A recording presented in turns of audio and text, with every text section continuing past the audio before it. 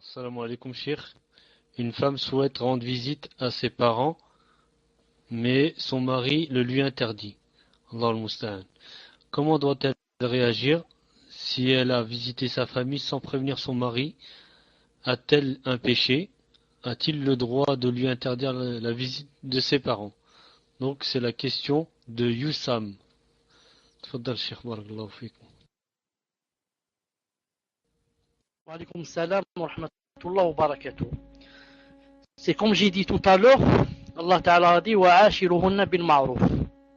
Et les grands savants, je crois qu'il y a une fatwa du comité permanent de la fatwa, qui dit que le mari, il lui est interdit d'interdire à sa femme d'aller quoi? De ne pas aller chez sa famille, ou du moins chez son père et sa mère. Pourquoi? Parce que ça rentre dans quoi? Ça rentre dans la rupture des liens. Et la femme, la musulmane comme le musulman, elle est obligée de garder les liens, de consolider les liens et de ne pas les unir. C'est pour ça que, de préférence, elle lui fait la nasiha, etc.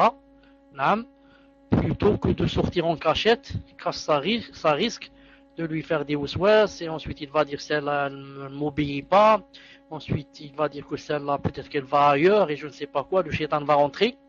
De préférence qu'elle lui montre la fatwa. Il y a une fatwa des savants. Elle lui montre où il est dit c'est interdit au mari d'empêcher que sa femme aille voir ses parents.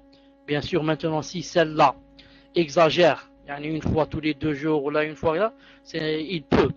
Mais l'empêcher quand elle a vraiment envie de voir ses parents, cette chose, il ne peut pas la faire. C'est pour ça que peut-être que maintenant, puisqu'il y a beaucoup de mauvais comportements, peut-être que dans les conditions du mariage, il est bien de faire une liste. Telle chose, telle chose, telle chose. Ensuite, on demande au mari de signer la feuille. Comme quoi, il a accepté, par exemple, entre autres, de rendre visite aux parents et comme ça. Wallahu subhanahu wa ta'ala a'lam. Tfaddal, Inch'Allah, suivre.